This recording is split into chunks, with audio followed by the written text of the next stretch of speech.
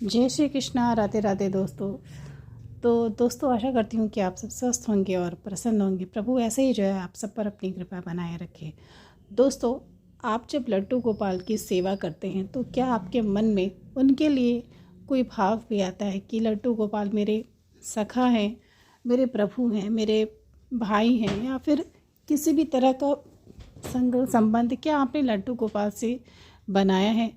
दोस्तों, आज हम इसी से संबंधित आपको एक सत्य घटना सुनाने जा रहे हैं। दोस्तों, अक्सर जो है जब भी लड्डू गोपाल को लोग अपने घर में लाते हैं तो ज़्यादातर जो है उनसे कोई ज़रूर संबंध बनाते हैं, क्योंकि जो है यहाँ पर भाव की प्रधानता होती है और जिस भाव से हम अपने प्रभु की सेवा करते हैं वैसी ही भक्ति हमें मिलती है और वैसे ही जो है प्रभु हमारे साथ प्यारी प्यारी लीला करते हैं। ऐसा शायद ही कोई भक्त होगा, कोई सच्चा सेवक शायद ही ऐसे होगा जिसके साथ उसके गोपाल जी ने लीला नहीं की होगी या फिर वो उसको संकेत नहीं दिए होंगे।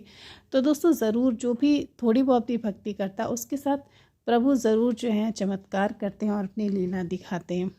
तो दोस्तों, आज आप सबको मैं सत्य घटना सुनाने जा रही हूँ रागिनी जी की। रागिनी जी जो हैं वो लड्डू गोपाल को दोस्तों अपना बेटा मानती थी और बेटा मानने की वजह से जो है दोस्तों उनकी भक्ति करना, लड्डू गोपाल की सेवा करना उनके लिए बहुत ही बड़ा जो है समस्या का कारण बन गया, बहुत बड़ा रुकावट बन गई उनके जीवन की। लेकिन फिर भी उन्होंने सेवा नहीं छोड़ी, भक्ति नहीं छोड़ी। दोस्तों, रागिनी जी जो है एक ऐसे परिवार में रहती थी जहाँ पर भक्ति का कोई माहौल नहीं था और भक्ति तो दूर की बात है, वहाँ पर तो पूरा जो उनके घर का माहौल था वो पूरी तरह से तामसिक था। न घर में कोई शुद्ध भोजन करता था, न घर में कभी भजन कीर्तन होता था, न कोई साफ़ सफाई होती थी, कोई भी ऐसा आध्यात्मिक काम घर में कभी नहीं होता था, न भगवान के नाम का कभी उच्चारण किया जाता था और सेवा वगैरह न ठाकुर जी थे, न कुछ भी किसी भी देवी देवता की वहाँ पे पूजा नहीं होती थी। और आए दिन वो बताती कि वहाँ पर नॉनवेज बना करता था, हर रोज़ सुबह शाम जो है उनके यहाँ उनके घर में जो है नॉनवेज युक्त भोजन बना करता था। तो दोस्तों, वो बताती हैं कि विवाह के बाद जो है जब वो अपने ससुराल गई तो उनके पास वही लड्डू गोपाल थे जो पहले मायके में अपने विवाह के पूर्व वो जिस लड्डू गोपाल की सेवा करती थी उसे वो पहले से ही अपना बेटा मानती थी, पुत्र मानती थी। और शादी के बाद भी जो है वो अपने साथ लड्डू गोपाल को लेके गई ताकि जो है उनकी सेवा न छूटे, सेवा होती रहे। क्योंकि उनके मायके में सिर्फ उनके माता जी थे और पिताजी थे और वो दोनों ही वृद्ध थे। वो इकलौती संतान थी अपने माता पिता की, दोनों ही वृद्ध थे और कोई भी इतना मतलब भक्ति करने वाला कोई भी नहीं था जो सेवा वगैरह कर सके। रागिनी जी जो है हर स्थिति में सेवा करती थी, सिर्फ जब उनके अपवित्र दिन होते थे, मासिक धर्म होते थे, तो उस दौरान वो सेवा नहीं करती थी, तब उनकी माता जी करती थी सेवा। तो उनका विवाह होता है और वो अपने लड्डू गोपाल को लेके जो है अपने ससुराल आ जाती हैं। ससुराल आती हैं, अब वो तुरंत से वहाँ पर सेवा नहीं कर पाएँ क्योंकि वहाँ आने के बाद तमाम ऐसी रस्में थीं जो कि पूरी नहीं हुई थी, उन्हें पूरा करना था। करीब 1 महीना तो ये पूजा पाठ में ही उनका रस्मों को पूरा करने में निकल गया। फिर उसके बाद लोग उन्हें देखने आते थे, उनका सुबह शाम कभी कोई देखने आ रहा है, कभी कोई देखने आ रहा है। तो मतलब 2 महीने तक उन्होंने लड्डू गोपाल की सेवा नहीं की थी। हालांकि वो विग्रह जो है उनके ससुराल के मंदिर में पड़ा हुआ था, लेकिन उन्होंने 2 महीने से सेवा नहीं की थी। बस वो सुबह शाम स्नान करने के बाद उनके आगे हाथ जोड़ लेती थी और सर झुका लेती थी, क्योंकि उन्हें वहाँ पर अभी पूजा वगैरह करने की अनुमति नहीं थी। वो सब उनकी सास और जेठानी करती थी, इसलिए ये अपने मन से इनका ये सब कुछ करना जो है उन्हें सही नहीं लगता था।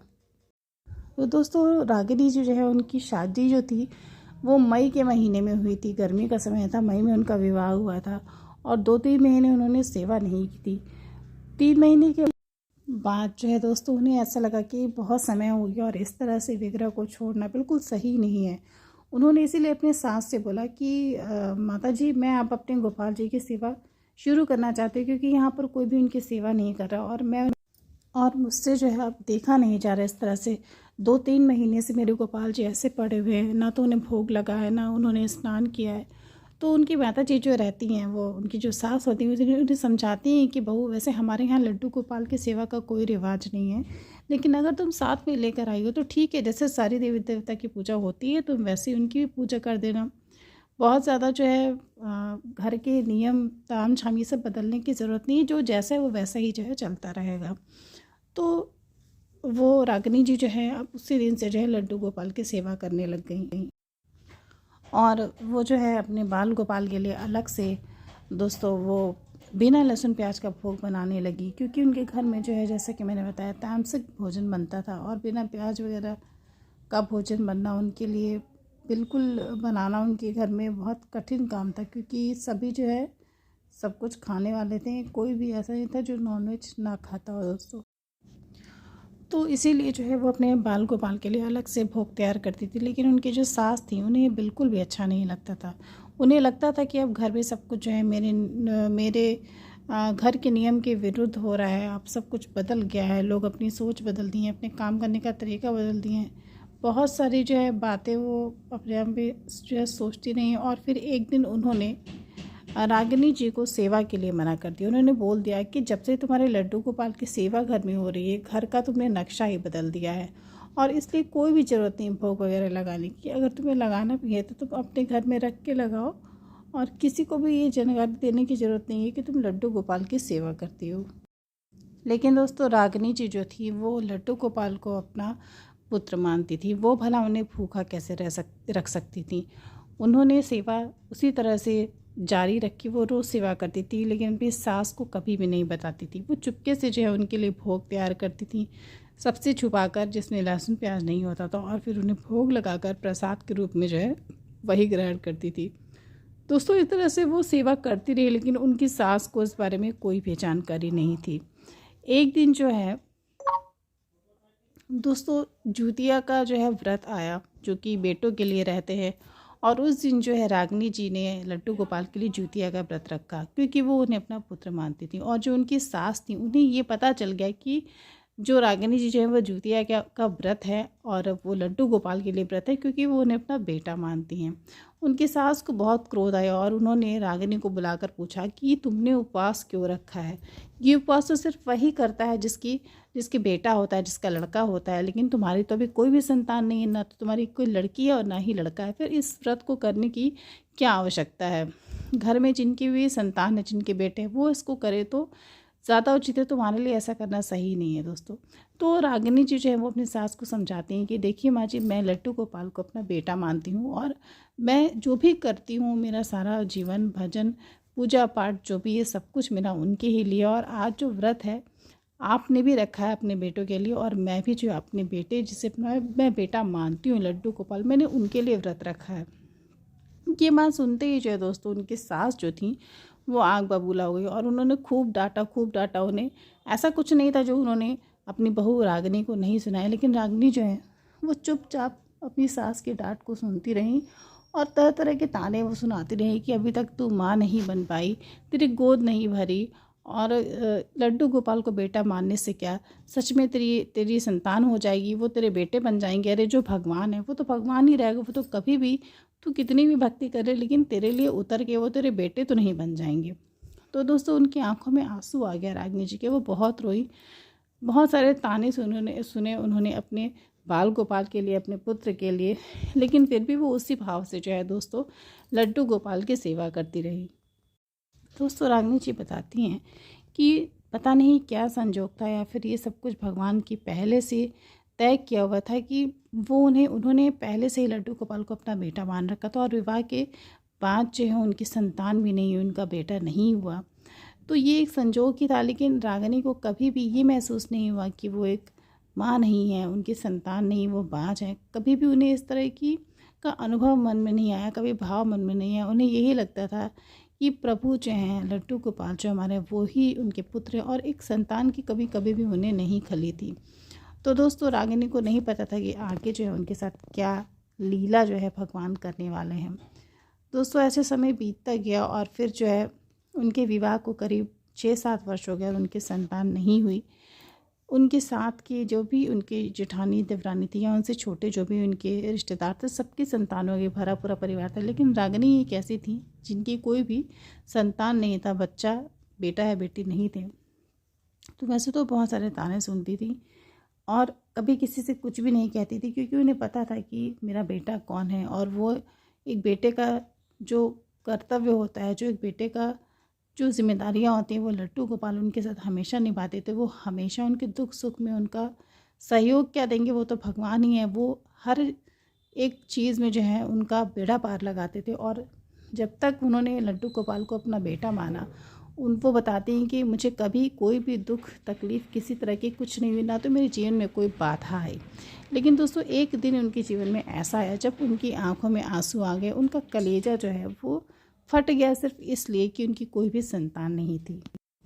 दोस्तों एक दिन जो है उनकी छोटी देवरानी जो कि गर्भवती थी और उनकी संतान होने वाली थी, उनकी डिलीवरी हुई और उनके जुड़वा बेटे पैदा हुए। 2 लड़कियों ने पैदा हुए। प्रभु की कृपा से वो माँ बनी और उनकी गोद में 2 बहुत ही प्यारे बच्चे आए। सारा परिवार बहुत खुश था कि चलो घर में 2 बच्चे आ गए, वो भी 2 बेटा हो गया, तो सभी बहुत खुश थे। और ख़ासकर रागिनी जी की जो माता जी थी, जो सास थी, वो बहुत ज़्यादा खुश थी क्योंकि वो चाहती थी कि उन्हें पोता हो और भगवान ने उन्हें 2 पोते दिए, इसलिए बहुत ज़्यादा खुश थी। तो दोस्तों वो जो माहौल था उनके घर में उस समय, सबके पास बच्चे थे, घर बच्चों से भरा हुआ था। 8-10 बच्चे थे उनके घर में। और जो उनकी देवरानी थी सबसे छोटी वाली, उनके भी हो गया, लेकिन रागिनी की गोद जो है बहुत सूनी थी। दोस्तों वो बताती है एक दिन बड़ी अजीब सी उनके साथ घटना है। उनकी जो छोटी देवरानी थी, जो माँ बनी थी, वो अपने बच्चों को लेके बैठी थी और अपने एक बेटे को वो जो है स्तनपान करा रही थी, उसे दूध पिला रही थी। और तभी जो है उनकी सास जो है वो आ जाती हैं और बहुत ही ज़ोर से चिल्ला कर रागिनी को डांटती हैं कि तुम मनहूस की तरह यहाँ पर क्यों बैठी हुई है। तुझ मनहूस का साया जो है मेरी बहू पर पड़ेगा, मेरे पोते पर पड़ेगा, ये दोनों ही बर्बाद हो जाएंगे, ख़त्म हो जाएंगे, उसकी आयु कम हो जाएगी मेरे पोते की। और तेरी छाया भी इस बच्चे के ऊपर नहीं पड़नी चाहिए क्योंकि तू बाज है। दोस्तों ये शब्द सुनते ही जो है रागिनी का जैसे कलेजा छलनी हो गया। इतना दुख हुआ उसे कि उसकी आंखें भर आईं। वो अपने आंसुओं को रोक नहीं पाई। और उस समय रागिनी को ऐसा लगा जैसे उसने जन्म लेकर इस धरती पर बहुत बड़ा पाप किया। शायद ये दिन देखने के लिए ही जो है भगवान ने उसे इस सृष्टि में भेजा। उसे ऐसा लगा जैसे कितना पाप किया और उस पाप की सज़ा जो है आज रागिनी को मिल रही है। जब अपनी सास के द्वारा उसने अपनी छोटी देवरानी के आगे ऐसे अपमान के शब्द सुने, उससे रहा नहीं गया और वो फूट फूट कर वहीं पर जो है रोने लगी। कुछ नहीं बोल पा रही थी बेचारी। और तभी उनकी सास जो है फिर ज़ोर से चिल्लाने लगी कि लड्डू गोपाल को अपना बेटा मानती, क्या सच में वो तेरे बेटे हैं? देख वो अपने बेटे को दूध पिला रही है, तू कभी अपने बेटे को दूध पिलाती? वो तेरा कभी स्तनपान कर सकते हैं, और जब नहीं कर सकते तो तेरे बेटे कैसे हुए? दोस्तों उनकी सास जो है क्रोध में आकर अपने पूजा वाले घर में जाती हैं और लड्डू गोपाल के विग्रह को उठाकर ले आती हैं और ज़ोर से जो है रागिनी की गोद में पटक देती हैं और कहती हैं कि अगर सच में ये तेरे बेटे हैं तो तेरा दूध तो पिएंगे ही, तो पिला अपना दूध इन्हें और दिखा दे कि तू इनकी माँ है, ये तेरे बेटे हैं। ये सारी हरकत जो है, इतनी गंदी नीच हरकत जो है रागिनी जी चुपचाप सहन कर रही थी। और फिर पता नहीं उन्हें क्या हुआ, वो रोते रोते जो उनकी आंखों से आंसू आ रहे थे और वो लड्डू गोपाल के विग्रह को दोस्तों अपने सीने से लगा लेती हैं। वो करती भी क्या, उनके पास कोई रास्ता नहीं था, सीने से लगा कर बहुत ज़्यादा रोने लगती हैं। और तभी जो है दोस्तों एक ऐसी लीला घटती है, एक ऐसा चमत्कार होता है जिसे सुनकर शायद आपको अपने कानों पर विश्वास नहीं होगा। दोस्तों उसी समय जो है रागिनी जी के स्तन से दूध आने लगते हैं और उनके जो लड्डू गोपाल होते हैं वो उनका स्तनपान करते हैं। उनका जो चेहरा होता है वो दूध से भीग जाता है। और ये दृश्य जो उनकी सास देख रही होती हैं और देखते ही जो है वो चकरा कर वहाँ पर बैठ जाती हैं। उन्हें अपनी आंखों पर विश्वास नहीं होता, वो दंग रह जाती हैं और कहती हैं कि ये क्या कर रही है तूने तो सच में लड्डू गोपाल को दूध पिलाया अपना। और वो अपनी छोटी बहू को दिखाती हैं, वो भी देखती हैं कि रागिनी के स्तन से दूध आ रहे होते, जबकि वो कभी भी जीवन में माँ नहीं बनी, उन्होंने कभी किसी बच्चे को स्तनपान नहीं कराया। फिर उनके स्तनों से दूध कैसे आने लगे और भगवान कैसे उसका पान कर रहे थे, ये उनकी सास ने देखा। और उन्हें तब विश्वास हुआ कि सच में रागिनी जो कहती हैं उसके भाव में पूरी तरह सच्चाई, वो सिर्फ कहते ही नहीं है, प्रभु सच में जो है उसके बेटे हैं। और जिस भाव से उनकी सेवा करते हुए इस भाव को उन्होंने स्वीकारा है। दोस्तों उस दिन रागिनी की सास की आंखों में आंसू आ गए और वो आंचल से अपने आंसू को पोंछते हुए जो है रागिनी से क्षमा मांगने लगी और बोली कि बहू मैंने पहले कभी भी परमात्मा की ऐसी लीला नहीं देखी, सच में तू प्रभु की सच्ची भक्त है, परम भक्त है। मैं बहुत बड़ी पापुन हूँ जो मैंने तेरी भक्ति पर हमेशा सवाल उठाए, तुझ पर गंदे गंदे लांछन लगाए। तू बहुत महान है और भगवान की तुझ पर बहुत बड़ी कृपा है। अगर हो सके तो मुझे क्षमा कर देना। दोस्तों, उस दिन जो है रागिनी को ऐसा महसूस हुआ कि अभी तक जितने भी उसने भक्ति की, भजन की, सेवा की, वो सब कुछ व्यर्थ नहीं था। प्रभु उसकी भक्ति को स्वीकार करते रहे, उसके भाव को, जो उन्हें वो अपना बेटा मानती थी, वो सब कुछ उन्होंने स्वीकार किया। और उस दिन वो प्रमाण दिए अपनी भक्त रागिनी को कि वो हर क्षण जो है अपने भक्त के साथ रहते हैं। दोस्तों, ये सब कुछ देखते हुए रागिनी जी जो है भाव विभोर हो गई, बहुत रोए अपने लड्डू गोपाल को गोद में लेकर। और उसके बाद जो है घर के सभी सदस्य ने ये दृश्य देखा और सबको समझ में आ गया कि भगवान की भक्ति में और भाव में कितनी ज़्यादा सच्चाई होती है। तो दोस्तों, जो लोग कहते हैं कि भगवान से कोई भी रिश्ता बनाना बेकार है, भाई का, बेटे का, सखा का, शायद उन लोग को ये नहीं पता होगा कि भगवान अपने भक्त की कैसे रक्षा करते हैं। और भगवान जो है भक्त के बिना रह ही नहीं सकते। वो कितना प्रेम करते हैं, कितना प्रभु तड़पते हैं अपने भक्त के लिए, ये शायद किसी को नहीं पता होता। और ये दृश्य उस दिन सारे परिवार वाले देखते हैं। और उसके बाद रागिनी जी जो है वो सही साबित हो जाती हैं कि वो लड्डू गोपाल की सच में माँ हैं। सभी मान लेते हैं। तो दोस्तों, इस तरह से इस सत्य घटना को सुनने के बाद मुझे सच में विश्वास हो गया कि प्रभु जो है कैसे कैसे अपने भक्त से संबंध निभाते हैं, चाहे वो कोई भी संबंध हो, भाई का हो, दोस्त का हो या बेटे का हो। और लड्डू गोपाल को ज़्यादातर भक्त जो है अपना बेटा मानते हैं। और सच मानिए दोस्तों कि उन सभी सांसारिक रिश्तों से बहुत ही ज़्यादा बढ़ के हमारा जो प्रभु से संबंध होता है वो है। हमारे सारे सांसारिक रिश्ते तो स्वार्थ से ही बने होते हैं, लेकिन भगवान से जो हमारा रिश्ता होता है वो निस्वार्थ होता है। क्योंकि भगवान को हमसे क्या मिलेगा, वो तो संसार को चलाने वाले हैं, देने वाले हैं। हम उन्हें क्या दे सकते हैं, हमसे उन्हें क्या स्वार्थ है। लेकिन जो एक संबंध है परमात्मा से हमारा कि हम उनके अंश हैं और हमेशा रहेंगे, बस इसी संबंध को वो हमेशा जो है निभाते रहते हैं अपने भक्त के साथ। तो दोस्तों, आप भी लड्डू गोपाल को ज़रूर अपना बेटा मानिए, सखा मानिए। जो भी आपकी इच्छा है वो आप मान के उनकी सेवा करिए और इस सत्य घटना को ज़रूर शेयर कीजिएगा। तो दोस्तों, मेरे चैनल को अभी सब्सक्राइब करिए ताकि लड्डू गोपाल की और भी प्यारी लीलाएँ जो हैं उन्हें आप सुन सकें और उनका आनंद ले सकें। राधे राधे।